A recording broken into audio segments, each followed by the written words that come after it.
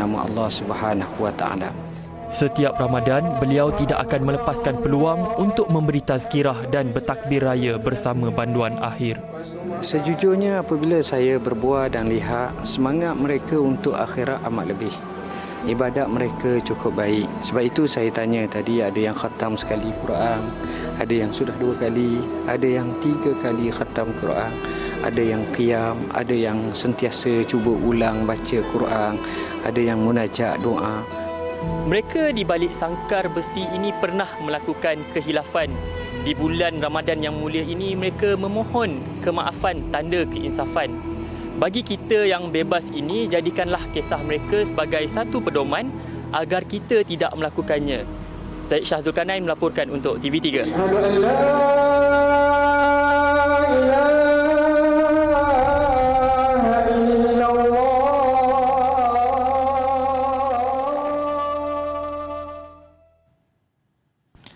Di penjara pokok Sendang Kedah, 23 banduan menzahirkan kesyukuran selepas diberikan pelepasan awal bagi membolehkan mereka menyambut Lebaran bersama keluarga.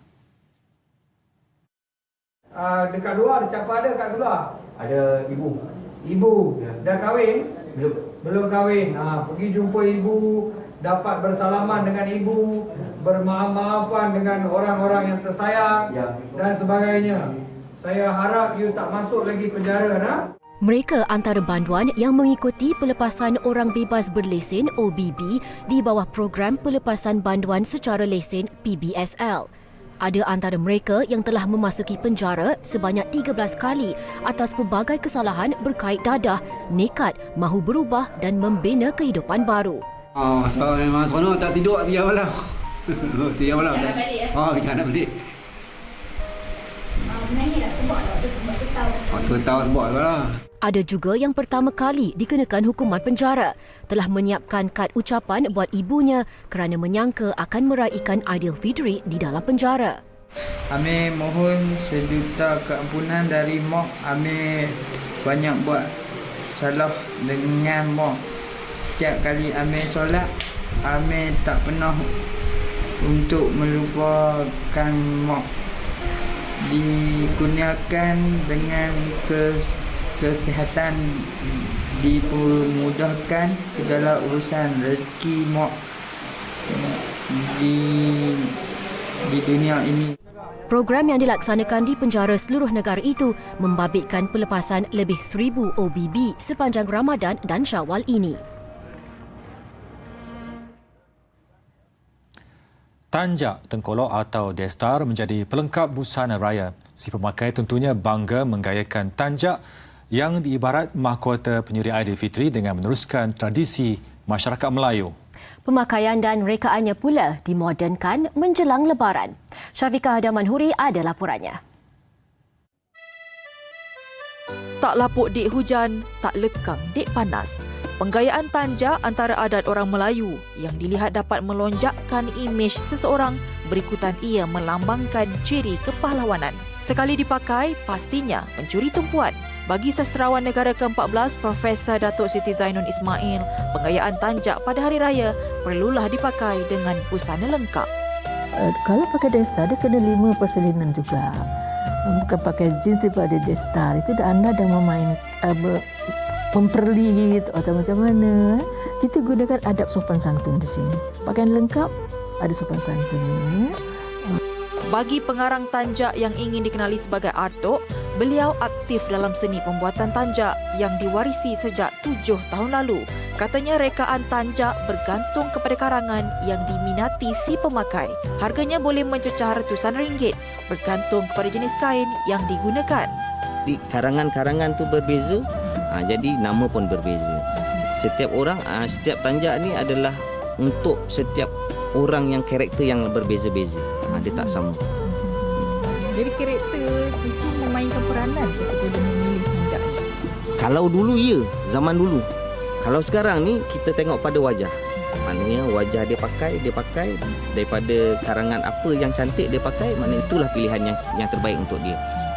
Pelbagai jenis tanjak warisan boleh didapati dalam pasaran. Antaranya mahkota alam, bulang bidang, ayam patah kepak, pucuk pisang patah serta lang menyusur angin. Pakaian tradisional Melayu tidak sempurna jika tiada kelengkapan di kepala. Jika suatu ketika dahulu destar atau tanjak ini merupakan lambang identiti, namun kini ia dimodernkan sesuai mengikut majlis dan suasana. Laporan Syafiqah Damanhuri.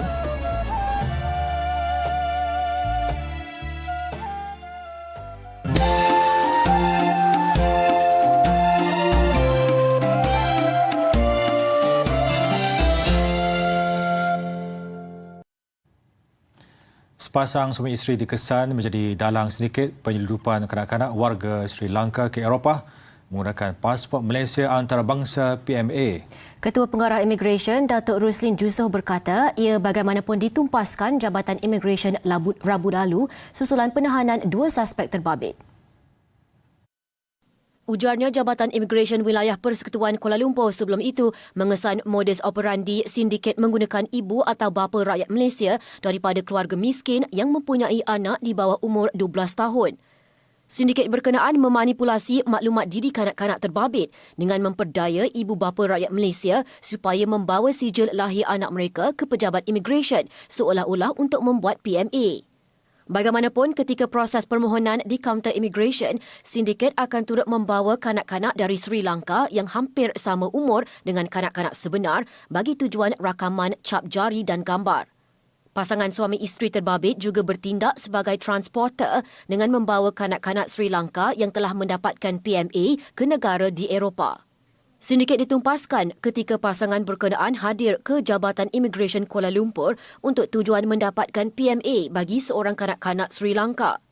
Siasatan masih dijalankan bagi mengesan dan mengenal pasti tempoh sindiket beroperasi dan jumlah kanak-kanak diperdagangkan. Berdasarkan siasatan awal, sindiket menerima upah sebanyak RM145,000 hingga RM243,000 bagi setiap seorang kanak-kanak Sri Lanka yang diuruskan permohonan PMA dan diiring ke Eropah. Pasangan suami isteri yang masing-masing berumur 37 dan 26 tahun itu dituduh mengikut Seksyen 26A Akta Anti Pemerdagangan Orang dan Penyeludupan Migran 2007 hari ini di Mahkamah Session Kuala Lumpur. Mereka ditahan di penjara Kajang sehingga tarikh sebutan semula di mahkamah pada 11 Mei depan.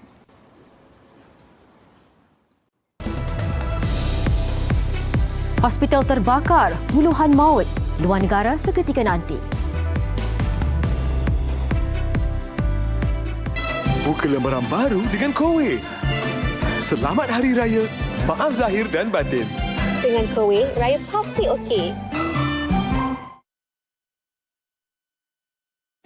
Apa yang membuatkan raya itu raya? Adakah kemaafan yang dipinta? Atau bertemu saudara yang lama tak jumpa? Mungkin rendang masakan nenek? Rendang. Sebenarnya, lebih meriah apabila sama-sama menonton variasi program musim raya. Unify TV, macam-macam ada. Sempena raya ini, cuba aplikasi Durio Plus percuma. Langgan pack aneka hari ini dan dapatkan semuanya dengan Unify. 2 tahun tak merasa rendang ayam mak. Nampak tak sempurna lah. Rendang ayam mak wajib ada cube ayam kenal yang direbus 4 jam untuk menaikkan lagi rasa rendang ayam. Kenal, sentuhan sempurna rendang raya anda. Baharu, Safi Youth Gold Sensitive. Diperkaya dengan kandungan mesra kulit. Kulit lega, kurang jeragat, sihat berseri.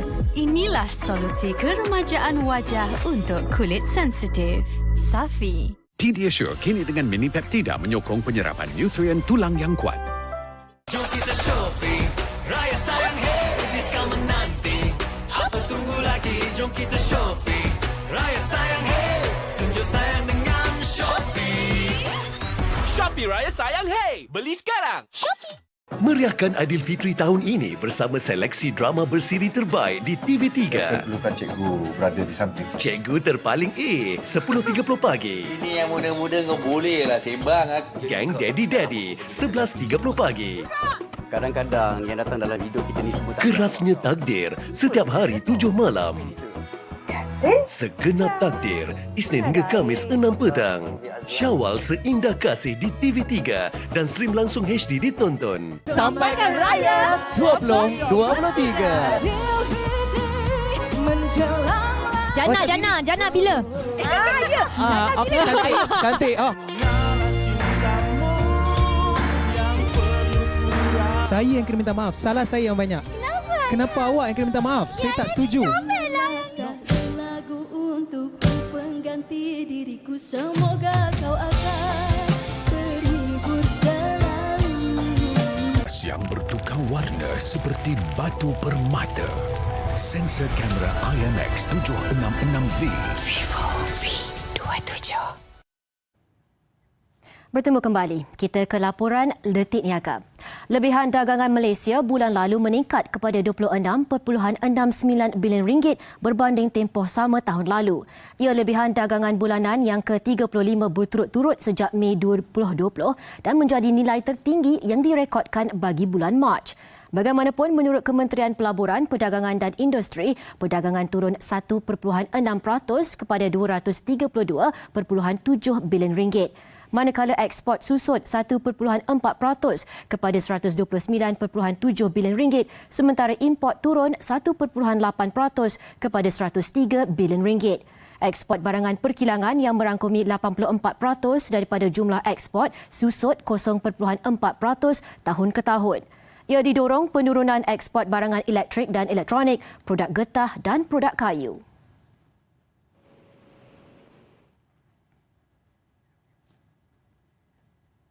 Jumlah pergerakan penumpang meningkat 15% kepada 6.7 juta pada Mac berbanding bulan sebelumnya. Menurut Malaysia Airports Holdings, kenaikan itu didorong penyambungan semula pelbagai laluan penerbangan susulan permintaan perjalanan yang terus meningkat di rantau ini. Penyambungan semula operasi serta laluan syarikat penerbangan secara aktif di lapangan terbang di seluruh negara juga terus memberikan keyakinan permintaan perjalanan. Pergerakan penumpang antarabangsa dan domestik di Malaysia meningkat dengan stabil, masing-masing mencecah 3 dan 3.7 juta. Jumlah pergerakan penumpang setakat Mac pula pada 18.7 juta meningkat 125% berbanding tempoh sama tahun lalu. Pengendali lapangan terbang itu turut menjangka lebih banyak syarikat penerbangan baru mulakan operasi di Malaysia dalam beberapa bulan akan datang.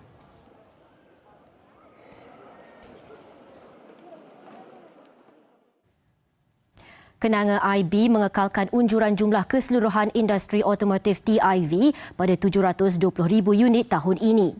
Ia disokong keyakinan pengguna kukuh, didorong ekonomi stabil dan pasaran kerja yang positif. Dalam nota penyelidikan, Bank Pelaburan itu menjelaskan unjuran kekal tinggi turut disokong keputusan Bank Negara yang mengekalkan kadar dasar semalaman OPR. Selain itu, model kenderaan baru yang menarik dan harga kereta baru yang stabil serta kos sewa beli yang berpotensi lebih murah turut menyumbang kepada unjuran ini. Jumlah tunggakan tempahan industri juga kekal tinggi pada 300,000 unit. TIV bagi Mac meningkat 26% dan mencapai paras tertinggi bulanan pada 78,849 unit.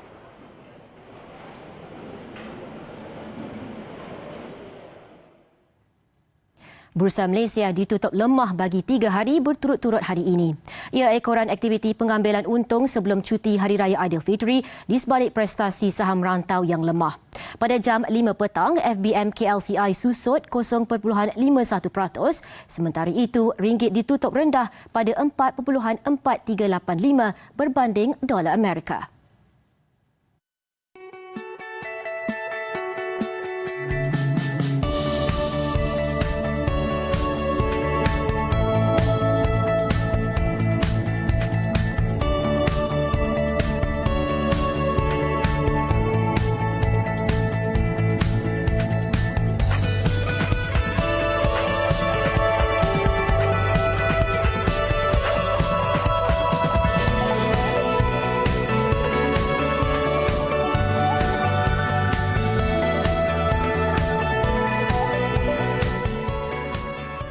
Yang bertukar warna seperti batu permata. Sensor kamera IMX 766V. Vivo V27. Raya, raya dah tiba, saatnya kongsi bersama. Semua meriah berseri, rezeki kongsi bersama. Kalau dalam menunggu berlapan sambil hulu. Raya, raya dah tiba, jangan bersama. Jom berehat sebentar bersama KitKat. Salam semua. Kami dah sampai kampung. Jom menari, Tok.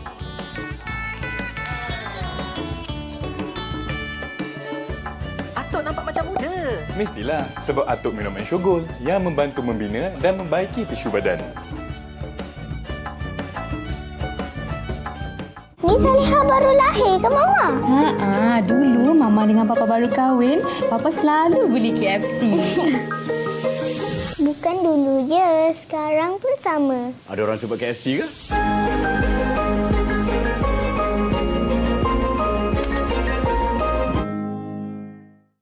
Minum ni. Susu membantu kita untuk bertenaga berpuasa tau. Berkongsilah kebaikan dalam setiap perbuatan. Biarkannya berterusan dikongsi supaya lebih ramai terinspirasi untuk membuat kebaikan. Tak kira kepada siapa dan di mana jua. Jom menginspirasi kebaikan mulai sekarang. Berkat Ramadan dan susu. Salam Ramadan daripada Dutch Lady. Variasi program musim raya untuk tontonan semua. Aplikasi Durio Plus pun percuma. Dapatkan pack aneka dengan Unify.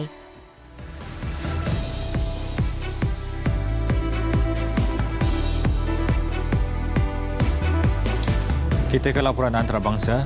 Beberapa hari menjelang Aidilfitri, peningkatan pergerakan pulang ke kampung dikenali mudik lebaran keluar dari Jakarta melewatkan hampir semua jenis pengangkutan awam.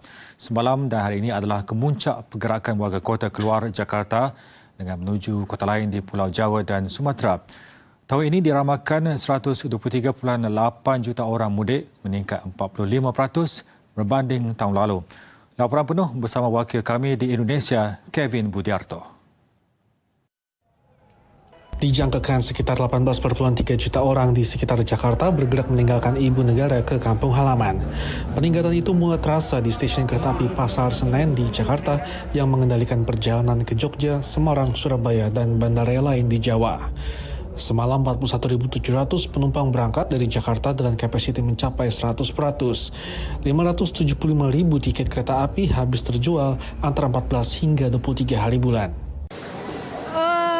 2 tahun lalu nggak bisa mudik, pas sekarang itu kayaknya lebih banyak yang mudik ya daripada kemarin-kemarin. Lebih happy aja, di kampung juga lebih ramai, kayaknya lebih.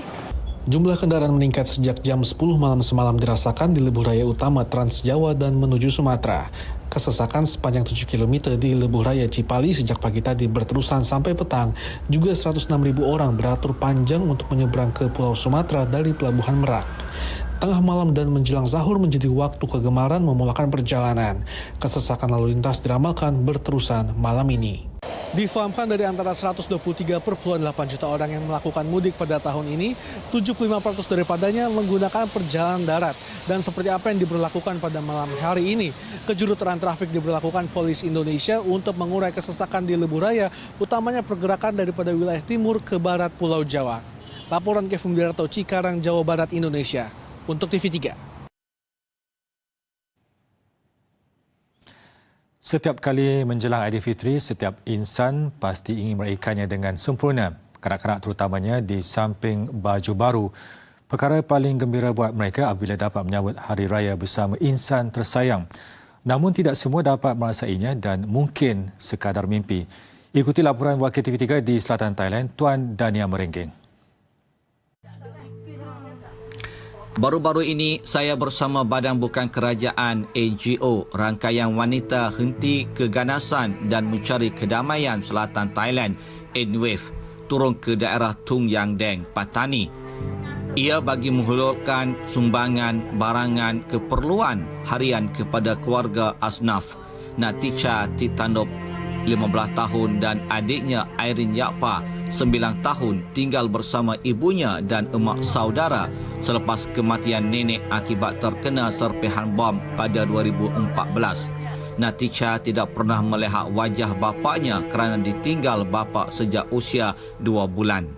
Menurut emak saudaranya, bapa Natica adalah bekas tentera dari wilayah Surin, berkahwin dengan ibu semasa bertugas di Patani.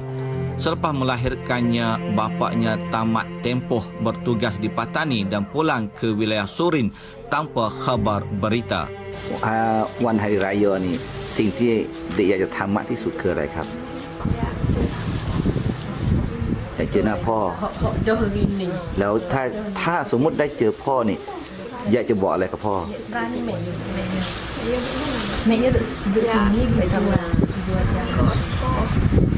Kami kemudian ke rumah keluarga bapa tunggal yang mempunyai 4 orang anak. Suhaimi Mak Said, 47 tahun, tinggal di rumah serba daif. Hanya rumah kecil menanti masa menyembah bumi menjadi tempat berteduh. Dia yang bekerja sebagai penoreh getah menyara anak-anak dengan pendapatan hanya RM22 sehari. Setiap kali menjelang hari raya, kesedihan tidak dapat disembunyikan apabila memikirkan anak-anaknya sentiasa bertanya tentang baju baru. Baju raya anak ni.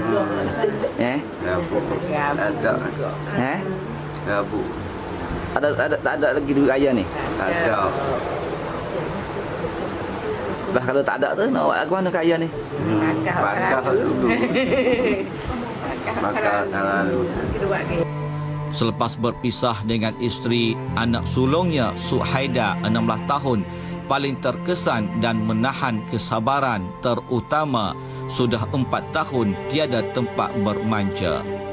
Laporan Tuan Dania Meringing untuk TV3. Angka korban tragedi kebakaran sebuah hospital di Beijing kini meningkat kepada 29 orang. Susulan itu, pihak berkuasa menahan 12 individu termasuk pengarah kemudahan hospital berkenaan untuk siasatan. Pasukan kecemasan menerima panggilan berhubung kebakaran sejurus sebelum jam 1 petang. Api berjaya dikawal kira-kira setengah jam kemudian. Operasi menyelamatkan pun diteruskan beberapa jam selepas itu dengan 71 pesakit berjaya dipindahkan. Video tular di media sosial menunjukkan mangsa keluar dari bangunan dan duduk di bahagian saluran udara dan ada pula yang terjun untuk menyelamatkan diri. Tiada maklumat lanjut berhubung jumlah mangsa yang cedera.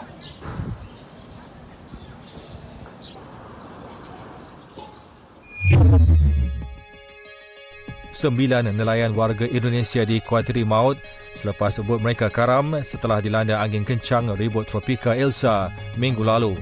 11 lagi nelayan termasuk kru dari sebuah lagi bot diselamatkan selepas terdampar di sebuah pulau kecil di Australia 6 hari lalu.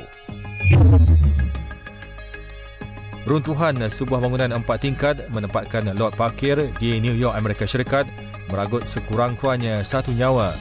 5 mangsa cedera dengan 4 daripadanya dikejarkan ke hospital untuk rawatan susulan. Angkasawan Rusia Sergei Prokopiev dan Dmitry Petelin melakukan perjalanan bebas angkasa dengan meninggalkan modul Poisk Stesen Angkasa Antarabangsa untuk menempatkan semula radiator. Menurut NASA, misi itu akan dibantu angkasawan Andrei Fediev yang akan mengendalikan robot untuk memindahkan radiator dari modul Rassvet ke modul Sains Anoka. Sering menggaya dan menyikat menyebabkan rambut gugur? Lupakan rambut gugur. Dove Hair Boost Nourishment baharu. Shampoo bertekstur ringan dengan micellar membersih akar rambut dan kalsium kompleks menguatkan rambut untuk 10 kali kurang rambut gugur. Dove baharu.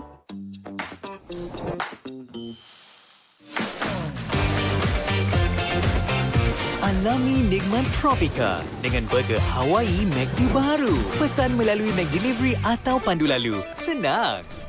Abadikah cinta mereka yang sekian lama dilanda duka? Saksikan Kerasnya Takdir, Isnin hingga Jumaat 7 malam di TV3. Oh, puteri dalam bahaya. Mujur ada putera yang baik dan bijaksana. Intelibro, menyerap khasiat, membersih sehat. Dari minda, turun ke hati. Baik diserap, bijak berbudi. Dihimpit rasa trauma lalu, pintu hati Arumi kini tertutup untuk Jad. Apa yang keluar pada mulut tak sama dengan hati kau. Kehadiran Wan mengeruhkan lagi keadaan. Happy birthday. Thank you. Masihkah tersisa rasa cinta untuk Jad? Daripada kau kahwin sampai kau bercerai, kau sama je, Jad. Aduh, Bisik-bisik Gelora Raya, Cerita Rama 22 April Sabtu 10 malam. Syawal Seindah Kasih di TV3. Hiburan raya terbaik kini bermula di TV3. Melodi Raya, Raya kedua 12.30 tengah hari. Dimensi AJL 37, Raya ke-8 12 tengah hari. Dimensi AJL 27. Tonton Soundstage Seindah Kasih, Raya ke-9 12 tengah hari. Bersyukur seadanya. Family Dua Raya, Raya ke-9 9 malam. Syawal Seindah Kasih di TV3 dan stream langsung HD ditonton. Salam sejahtera. Rekod kebangsaan berjaya dicipta dua pemanah negara, Juwaidi Mazuki dan Fatin Nur Fatihah bagi acara kompaun pada kejohanan memanah Piala Dunia yang berlangsung di Antalya, Turki. Dan pastinya ia menjadi permulaan yang baik buat mereka yang akan memulakan aksi di pusingan pertama kejohanan selepas ini. Juwaidi dijadualkan bertemu wakil Taiwan Yang Cheng Jui, manakala Fatin akan bertemu dengan Victoria Lian dari Kazakhstan. Pada aksi kelayakan acara 50 meter kompaun semalam, Juwaidi Mazuki jelas berada dalam prestasi cukup baik apabila berjaya mengutip 358 mata untuk aksi 6 pusingan awal. 6 pusingan berikutnya, dia turut bermula baik menerusi kutipan mata penuh pada 4 pusingan awal sebelum 2 pusingan terakhir yang menyaksikannya terlepas 4 mata penting untuk mengutip 356 mata. Ia membawa kepada jumlah 714 mata selepas 72 panahan, menyaksikan Juwaidi berjaya memperbaharui rekod peribadinya yang juga merupakan rekod kebangsaan iaitu 709 mata. Catatannya itu menyaksikan Juwaidi berada di kedudukan ke-8 keseluruhan akan memulakan aksi pusingan pertama menentang wakil Taiwan Yang Cheng Jui.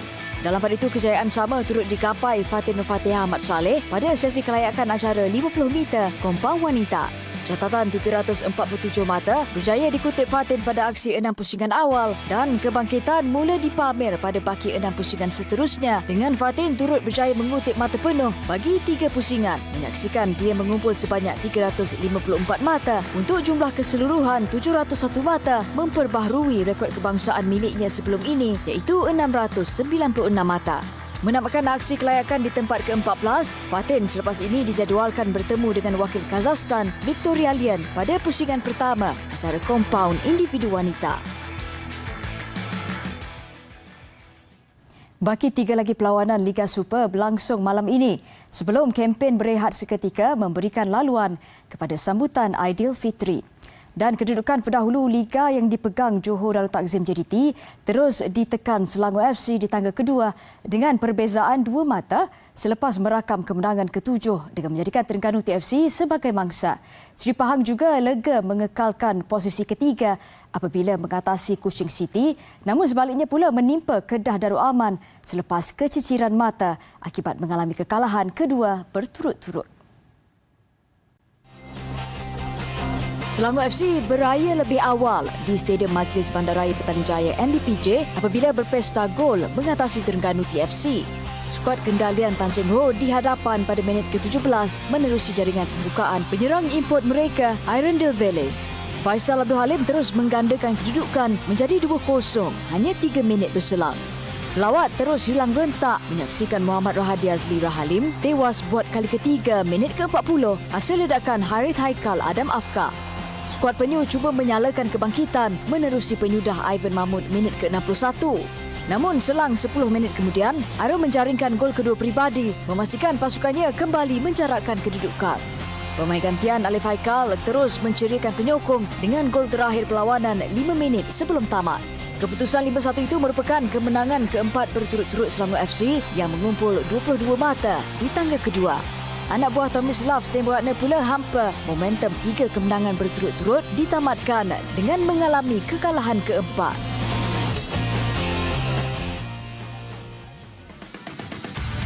Di Stadium Negeri Sarawak, pemain tengah kebangsaan Nur Azam Aziz muncul wira Tok Gajah apabila jaringan tunggalnya membantu Seri Pahang menang tipis 1-0 ke atas Kuching City. Ini membolehkan skuad Tok Gajah mengekalkan rekod tanpa kalah selepas 9 perlawanan Liga. Gol tunggal itu bagaimanapun hadir di babak kedua sekaligus menyaksikan Nur Azam meledak jaringan pertamanya musim ini pada minit ke-57. Saingan Liga Super akan bersambung 26 April depan menyaksikan Seri Pahang dijadual menentang Terengganu manakala Kuching City bertandang ke laman Penang. Sementara itu, hasrat Kedah Darul Aman untuk bangkit setelah dibelazah JDT sebelum ini tidak kesampaian apabila mereka dikejutkan dengan kekalahan 2-3 kepada KL City di Stadium Darul Aman malam tadi. Gol pertama pasukan bimbingan Boyan Hodak hadir pada minit ke-10 menerusi Paulo Josu. Kedah tidak menunggu lama untuk merapatkan kedudukan apabila Jonathan Balotelli menyamakan papan jaringan 1-1 minit ke-24. Tidak cukup dengan itu, Kedah terus mengukuhkan kedudukan apabila Boyan Saiga menjaringkan gol kedua 5 minit kemudian. Memasuki babak kedua, KL City menunjukkan kebangkitan. Kali ini penyudah Romel Morales minit ke-48. Pelawat kembali mendahului permainan apabila pemain import dari Brazil, Herlison Cayon de Souza, meledak gol ketiga minit ke-75. Tamat permainan, Kedah Darul Aman 2, KL City 3. Di Stadium Bandaraya, Penang melebarkan rekod 3 menang berturut-turut di laman sendiri selepas membenam Kelantan United 2-0. Begitupun, Penang hanya berjaya memecah kebuntuan gol di babak kedua. Jaringan pembukaan disumbangkan Nick Akif Syahiran menyudahkan hasil gerakan Adriano Aparecido minit ke-49. Penang terus mengasak dengan tandukan Kapten Rafael Vitor menghadiahkan gol kedua tuan rumah minit ke-58. Keputusan itu menyaksikan Penang kini menghuni tangga ke-8 carta Liga Super, manakala Kelantan United yang belum mencipta kemenangan kekal terperosok di dasar Liga. Liga Bola Sepak Malaysia MFL menafikan sekeras-kerasnya kebocoran maklumat gaji pemain import Selangor FC berpunca daripada pentadbir Liga itu. Ketua Pegawai Eksekutifnya, Stuart Ramalingam menegaskan maklumat gaji yang bocor itu adalah surat tawaran dan MFL sama sekali tidak menyimpan surat tawaran seperti yang didakwa.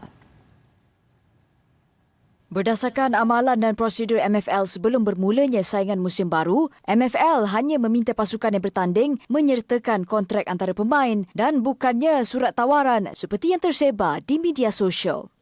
MFL does not receive letters of offer.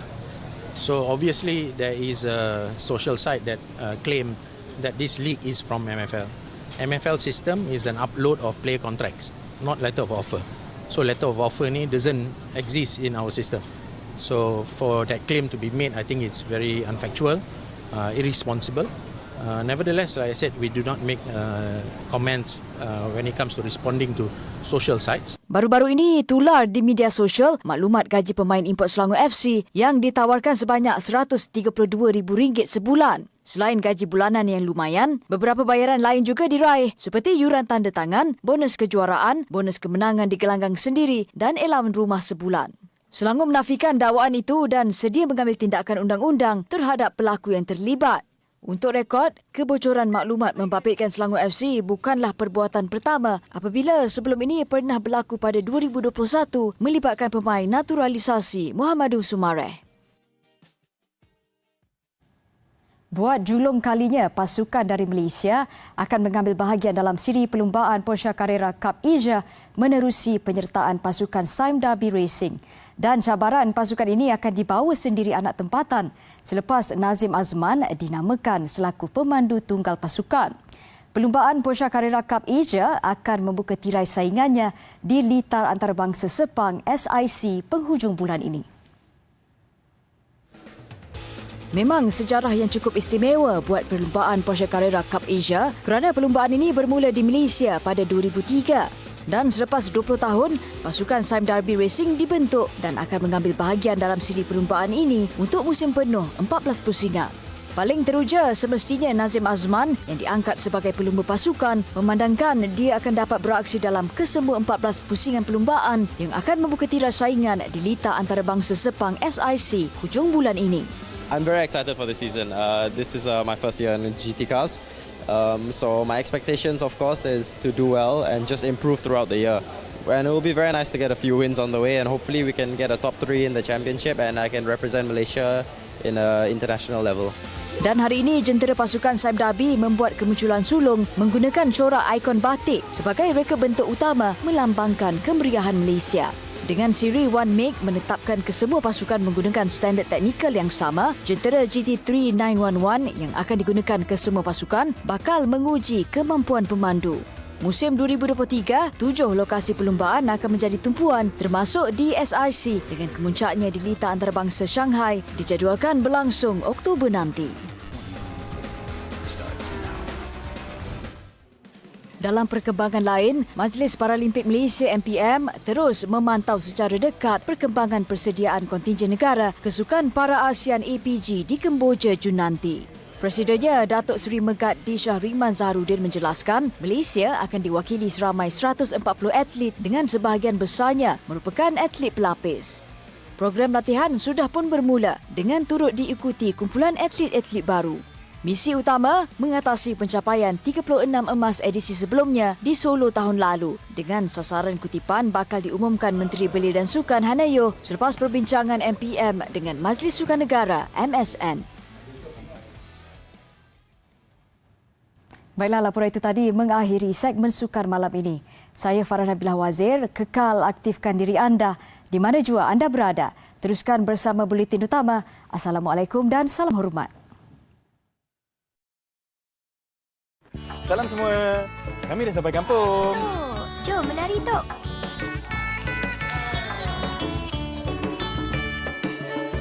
Atuk nampak macam muda. Mestilah sebab Atuk minum Enshogol yang membantu membina dan membaiki tisu badan. Temui Glycolic Bright Serum dari L'Oreal Paris. Diilhamkan dari prosedur pengelupasan, teruji secara dermatologi, kurangkan 57% bintik hitam, kuasa 1% asid glycolic, kulit cerah serta merta. Baharu, Glycolic Bright Serum dari L'Oreal Paris kerana kita begitu berharga. Honor Magic VS serba baru. Lebih ringan, lebih perkasa. Magic OS serba baru. Sambungan lebih efisien. Berbilang beranti, hayat bateri sepanjang hari. Semuanya di dalam Honor Magic VS. Selahkan daya tarikkanmu dengan penuh yakin. Guna deodoran Nivea Hokkaido Rose dengan serum rose mendalam dan vitamin C pekat yang memelihara secara mendalam untuk kuasa 5 kali kecerahan, licin dan wangian rose berpanjangan untuk penuh yakin. Berpeluang untuk memenangi wang tunai di musim perayaan ini. Bertemu kembali. Bekas Ketua Pegawai Operasi sebuah syarikat berkaitan kerajaan GLC mengaku tidak bersalah atas dua pertuduhan menggunakan jawatannya untuk mendapatkan suapan lebih RM415,000 7 tahun lalu. Azidi Abdul Talib, 42, didakwa menyalahgunakan kedudukannya sebagai Ketua Pegawai Operasi yang memangku tugas Ketua Pegawai Eksekutif di Mutiara.com Sembilan Berhad dengan melantik syarikat milik adiknya. Bagi pertuduhan pertama, dia didakwa melantik ATR Resources Enterprise bagi kerja-kerja pembekalan peralatan kamera ditar tertutup CCTV bernilai RM223,586 untuk projek Pangsapuri Seri Bayu di daerah Barat Daya. Azidi yang kini memegang jawatan pengurus teknologi maklumat syarikat juga didakwa bagi satu lagi tuduhan menggunakan jawatannya untuk meluluskan syarikat yang sama sebagai pembekal bagi kerja-kerja pemasangan interkom bernilai RM191,811 bagi projek Pangsapuri sama. Hakim Zul Hazmi Abdullah membenarkan tertuduh diikat jamin RM10,000 untuk setiap pertuduhan.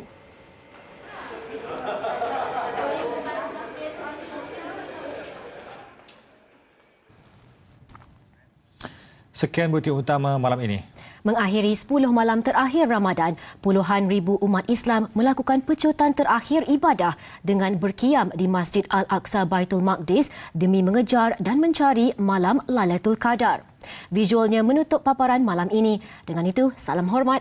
Assalamualaikum dan selamat malam.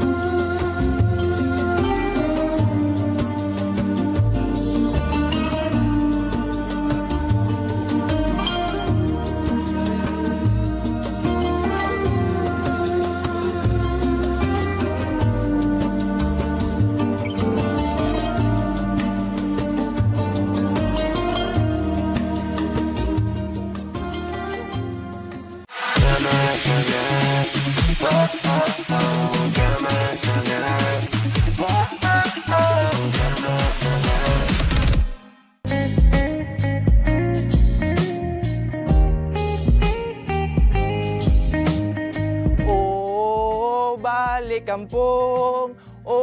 Ewah, Assalamualaikum. Anda sedang menyaksikan Embas dan anda bersama saya, Muaz Zabir, yang dah tak sabar nak balik kampung.